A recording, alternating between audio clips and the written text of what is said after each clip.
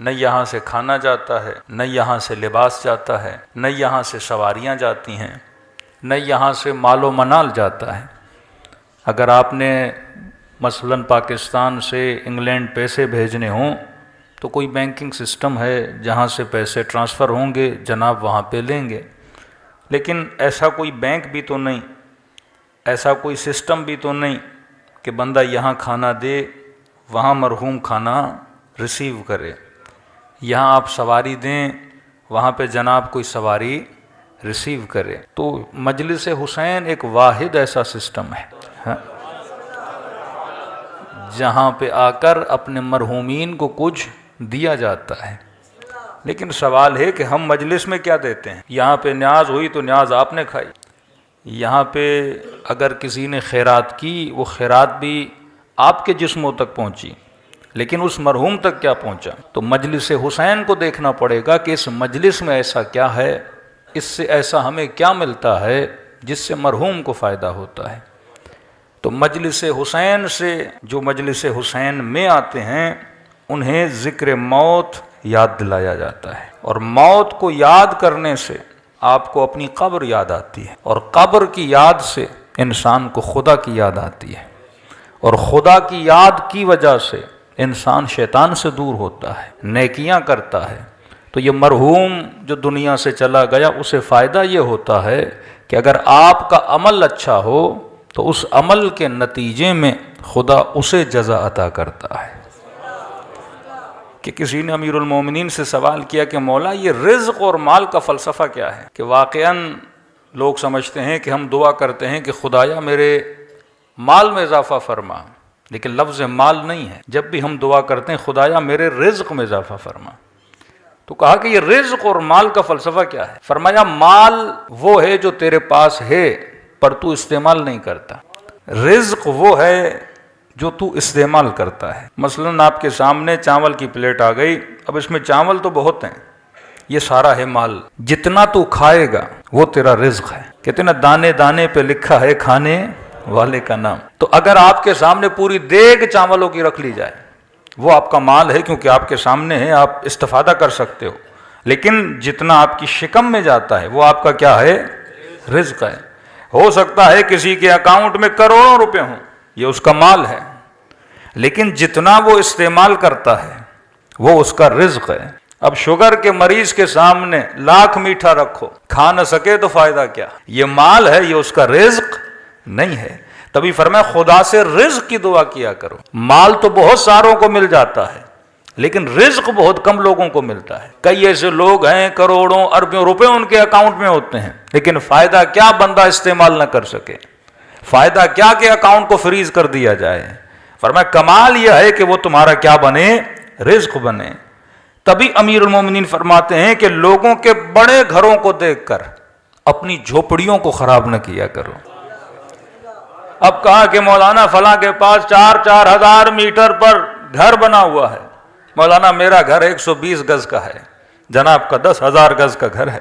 اب امیر کا جملہ سمجھنا، فرماتے ہیں یہ کتنے بھی بڑے گھر میں رہے یہ اس کا مال ہے، لیکن رزق وہ ہے جس چارپائی پہ یہ سوتا ہے، جس زمین پہ رات کو یہ سوتا ہے یہ اس کا کیا ہے؟ رزق ہے۔ اور خدا نے جس کو بدن دیا ہے 5 فٹ سے لے کے 7 فٹ تک، تو رزق کا جو فرق آتا ہے وہی 5 اور 7 کے درمیان ہے۔ سونا تو نے بھی زمین پر ہے، سونا اس نے بھی زمین پر ہے۔ جب یہ کہیں کہ خدا متعال عادل نہیں، عدالت خدا کی اس معیار پر ہے کہ جو شکم تجھے دی ہے وہ شکم تیرے دشمن کو دی ہے۔ یہ نہیں کہ مثلاً اسے کوئی بہت زیادہ بڑا پیٹ دیا ہو تجھے چھوٹا سا پیٹ دیا ہو، کھانا تقریباً سبھی برابر کھاتے ہیں، تو جو کھانے والی چیز ہے اس میں خدا نے فرق نہیں رکھا۔ تو فرمایا خدا کا شکر ادا کیا کرو کہ خدا نے رزق دنیا کے ساتھ ساتھ تجھے رزق مجلس حسین میں بھی بلا کر رکھا ہے۔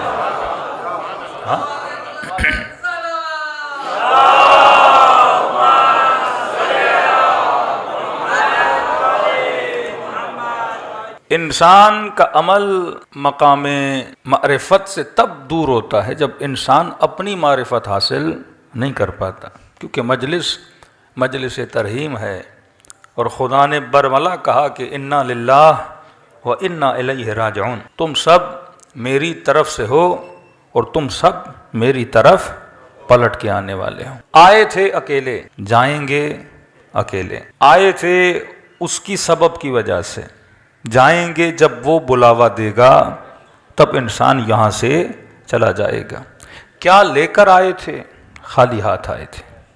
کیا لے کر جائیں گے؟ خالی ہاتھ جائیں گے۔ کون سی چیز ہے جو انسان کا سرمایہ بنتی ہے؟ وہ انسان کا عمل ہے۔ اس کی دلیل یہ ہے کہ جب کوئی انسان دنیا سے جاتا ہے، آپ اس کے گھر جاتے ہو، اس مرحوم کے گھر، اس کے بیٹوں کے پاس، رشتہ داروں کے پاس، آپ کیا لے کر جاتے؟ شاید کوئی پھول کا گلدستہ لے کر جائے، لیکن وہ مرحوم کو فائدہ نہیں دے گا۔ جو بھی بندہ مرحوم کے گھر جاتا ہے، نہ کھانا لے کر جاتا ہے، نہ کوئی دنیاوی چیز لے کر جاتا ہے۔ چار لوگ آپس میں بیٹھتے ہیں، بھائی کس لیے آئے ہیں؟ کہا فاتحہ خوانی کے لیے آئے ہیں۔ مطلب مرنے کے بعد بھی اگر مجھے کوئی چیز فائدہ دے رہی ہے، وہ ایک چھوٹا سا سورہ فاتحہ ہے، ایک سورہ فاتحہ۔ جس بھی مرحوم کے گھر جاتے ہیں کیا پڑھتے ہیں؟ سورہ فاتحہ۔ کیا کرواتے ہیں؟ قرآن خوانی۔ اب انسان یہ سوچے کہ پوری زندگی جس فاتحہ سے میں دور رہا، پوری زندگی جس قرآن سے یہ بندہ دور رہا، اور مرنے کے بعد بھی جو لوگ میرے گھر آ رہے ہیں وہ کیا پڑھ رہے ہیں؟ قرآن پڑھ رہے ہیں۔ تب امیر المومنین فرماتے ہیں کہ وہ شیعہ ہو ہی نہیں سکتا جو کم از کم دن میں 40 آیتیں قرآن کی نہ پڑھے۔ قرآن کی دوری خدا کی دوری ہے، قرآن سے غفلت خدا سے غفلت ہے۔ کہ بندہ خدا تو آنکھوں سے خدا کو دیکھ تو نہیں سکتا، ہاتھوں سے خدا کو لمس تو نہیں کر سکتا، کوئی ایسا وجود نہیں ہے کہ جیسے تو دیکھ کر یہ کہے کہ میں اللہ کو محسوس کر رہا ہوں۔ تو اگر خدا کو کہیں سے محسوس کیا جاتا ہے، وہ خدا کے کلام سے خدا کو محسوس کیا جاتا ہے۔ تبھی فرمائے اگر اللہ سے ہم کلام ہونا چاہتے ہو تو کلام خداوندی کو پڑھا کرو۔ لیکن سب سے بڑی مسٹیک جو انسان کرتا ہے وہ انسان کی معرفت کا نہ ہونا ہے۔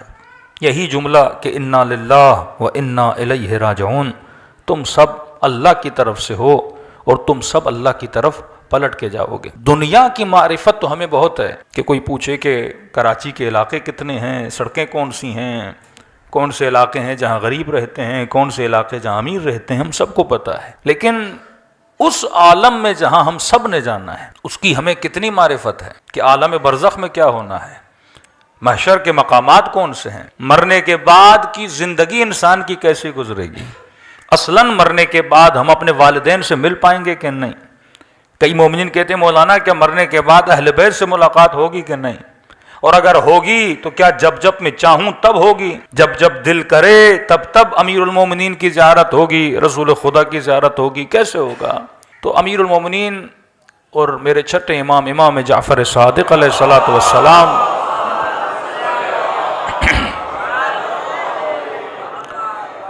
فرماتے ہیں دنیا کی زندگی اور آخرت کی زندگی میں ایک فرق ہے۔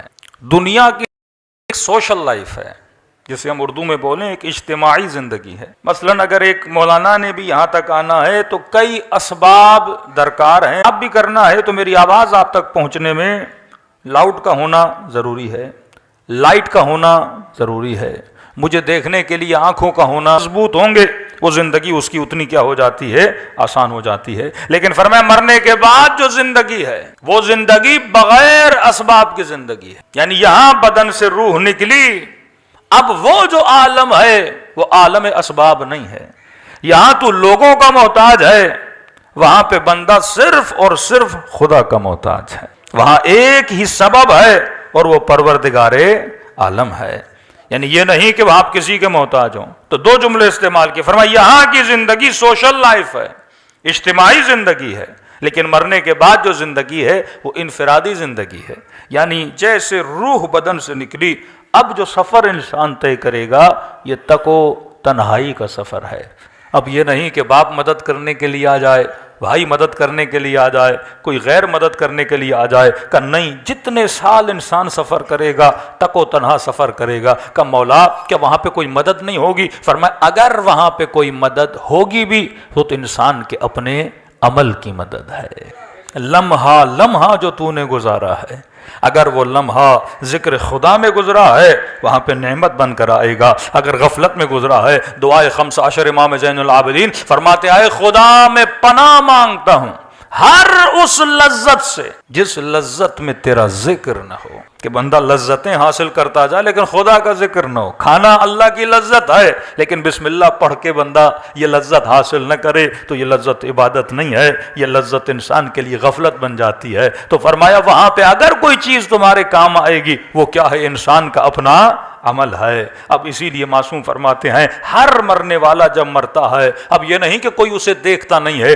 جتنے بھی اس کے مرحومین ہیں اس کی روح کو آتا ہوا دیکھتے ہیں اور آپس میں بولتے ہیں ارے جائیں اس کو ریسیو کریں، ارے جائیں اس سے باتیں کریں، لیکن یہ مرحومین اس کو بولیں گے ابھی اس سے بات کرنے کی ضرورت نہیں ہے، کیونکہ یہ سکرات کے لمحوں سے گزر کے آیا ہے اور سکرات انسان کے وجود پہ ایسا شوق ڈال دیتا ہے کہ انسان بات کرنے کی صلاحیت نہیں رکھتا۔ کیسے چند لمحے چھوڑ دو، اسے چند گھڑیاں چھوڑ دو تاکہ اسے سمجھ آ جائے کہ میں دنیا سے نکل کر عالم آخرت میں آ گیا ہوں۔ پھر فرماتے ہیں کئی لمحوں کے گزرنے کے بعد جب یہ مرحوم تھوڑا ریلیکس ہو جاتا ہے اب اس سے ملنے آتے ہیں اور اس سے ایک سوال کرتے ہیں کہ تو جہاں سے آیا ہے وہاں پہ ہمارا فلاں رشتہ دار جو تھا اس کے حالات کیسے ہیں؟ اس سے پتا چلتا ہے کہ اوپر والوں کو نیچے والوں کے حالات کا پتا نہیں ہے اور نیچے والوں کو اوپر والوں کے حالات کا پتا نہیں ہے، لہذا یہ حالات کی معلومات کس سے لیتے ہیں؟ جو دنیا سے وہاں جا رہا ہے کہ یہ بتا جو وہاں پر ہے اس کے حالات کیسے ہیں۔ یہاں تک بھی ان کو علم نہیں ہے کہ زندہ ہے یا مر گیا ہے، مالی حالات کیسے ہیں، زندگی کیسے گزر رہی ہے۔ فرماتے اگر یہ بولے گا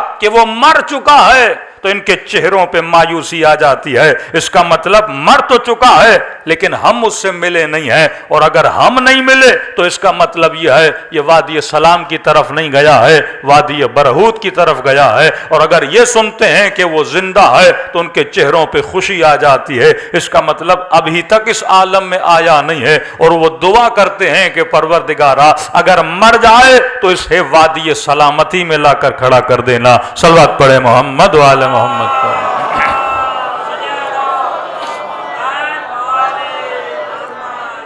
فرماتے ہیں اس حد تک ان کا آپس میں ملنا جلنا ہوتا ہے کہ امیر المؤمنین وہاں پہ ملاقات کا سلسلہ کیسے ہوگا؟ فرمایا انفرادی زندگی ہے، وہاں طبقات ہیں، جو بہترین عمل کا مالک ہے وہ اوپر کے درجے پر ہوگا، جو کم ترین عمل کا مالک ہے وہ نچلے حصے میں ہوگا۔ اب کہا کہ دنیا میں آزادی ہے، مثلا یہاں پہ جو غریب علاقوں میں رہتے ہیں وہ شاید کسی گاڑی پہ چڑھ کے امیروں کے علاقوں کا دورہ کر لیں، ہاں کوئی پاکستانی ویزا لگا کے کسی امیر ملک کا وزٹ کر لے، لیکن کہا کہ وہاں پہ یہ اجازت نہیں ہے۔ جو نچلے درجے میں ہے اسے اجازت نہیں کہ وہ اوپر والے درجے میں جائے۔ مثلا ہم جیسا گنہگار ہوگا اسے یہ اجازت نہیں کہ وہ سلمان کے گھر کا دورہ کر لے، اسے یہ اجازت نہیں کہ وہ انبیاء کے گھروں تک جائے۔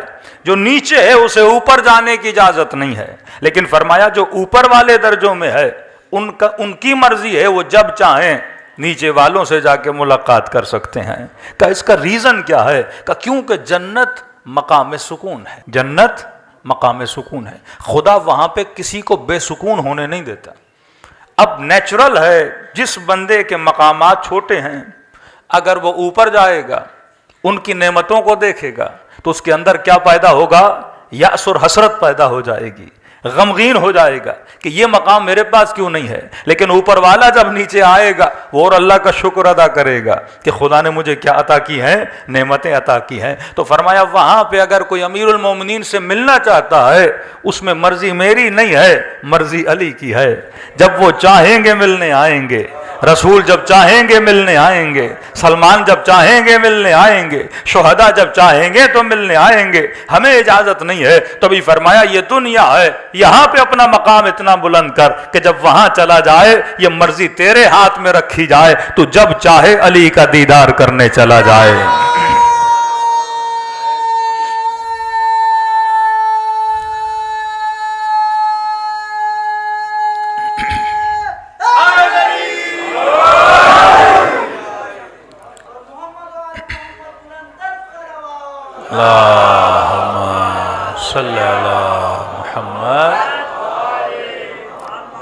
دوسرا سوال کیا کہ مولا کیا جس طرح یہاں پہ آپ لوگ آپس میں گیدر ہو گئے، جمع ہو گئے، کہ کوئی جمع ہی نہیں ہوتا کہ زندگی واقعاً تک و تنہا ہے. فرمان نہیں، ہفتے میں ایک دن اللہ نے رکھا ہے جس میں مومنین کو اللہ کیا کرتا ہے؟ جمع کرتا ہے. کہاں پہ جمع کرتا ہے؟ فرمایا وادی السلام میں جمع کرتا ہے. یہ لفظ آپ نے بہت سنا ہوگا، وادی السلام اور وادی برہوت. اب یہ وادی السلام ہے کہاں جہاں پہ مومنین کو جمع کیا جائے؟ امیر المومنین اپنے ایک صحابی کے ساتھ کوفے سے نکلے. فرماتے ہیں کوفے کے 2 فرسخ یعنی 5-6 کلومیٹر 7 کلومیٹر کوفے سے ذرا دور ہوئے.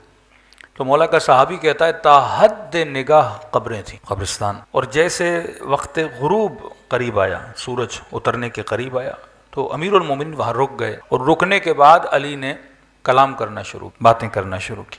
اب کہتا ہے میری سمجھ میں نہیں آ رہے باتیں کس سے کر رہے ہیں، کیونکہ سامنے مجھے کوئی نظر نہیں آ رہا.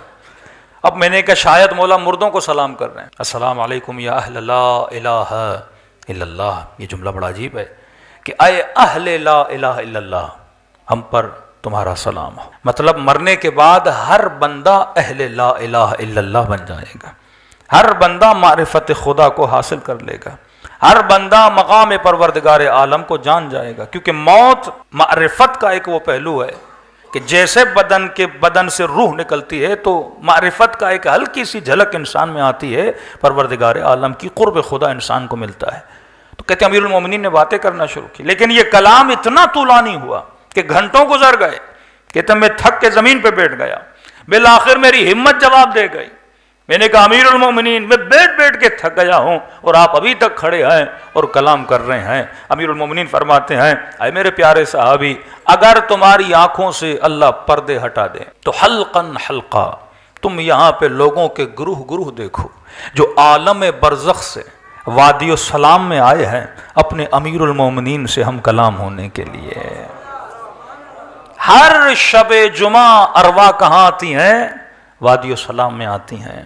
اب وادی السلام یہ فزیکل وادی السلام نہیں ہے، لیکن ایک ایسی جگہ جہاں انبیاء کی ارواح، جہاں امیر المومنین کی روح موجود ہے، اور وہاں پہ کیا آ کر لے دنیا مقام عمل ہے. اب کئی لوگ کہتے ہیں مولانا کیا مرنے کے بعد عمل ختم ہے؟ ہم مرنے کے بعد کوئی عمل نہیں ہے کہ بندہ یہ کہے کہ مرنے کے بعد 2 رکعت نماز پڑھ کے اپنا عمل بڑھاؤں گا، 4 روزے رکھ کے اپنا عمل بڑھاؤں گا، 2 حج کر کے اپنا عمل بڑھاؤں گا، خیرات کر کے اپنا عمل بڑھاؤں گا. مرنے کے بعد کوئی عمل نہیں ہے. فرمایا مرنے کے بعد عمل نہیں ہے، لیکن علم حاصل کرنے کی اجازت خدا ضرور دیتا ہے. یعنی مرنے کے بعد عمل میں اضافہ نہیں ہوتا، لیکن مرنے کے بعد انسان کے علم میں اضافہ ہوتا ہے. اور جب ان ارواح کو وادی السلام میں لایا جاتا ہے اور اہل بیت کی محفل میں آتے ہیں تو ان کے وجود کے علم میں کیا ہوتا ہے؟ اضافہ ہوتا رہتا ہے. تبھی ایک شہید کی ماں، ایک ایرانی شہید تھا، کہتے ہیں ڈیلی جاتی تھی شب جمعہ رات کو اپنے بیٹے کی قبر پہ بیٹھتی تھی اور یہاں تک کہ صبح ہو جاتی تھی، زیارت عاشورہ پڑھا، قرآن پڑھا، مختلف اعمال انجام دیتی رہتی تھی. اور کئی دنوں کے بعد اس نے اپنے بیٹے کو خواب میں دیکھا. اب خواب کے عالم میں کیا دیکھتی ہے کہ بیٹا ماں سے ملنے کے لیے آیا ہے، یہ بھی اپنے بیٹے سے ملتی ہے. لیکن کہتی ہے میں دیکھتی ہوں کئی مومنین ہیں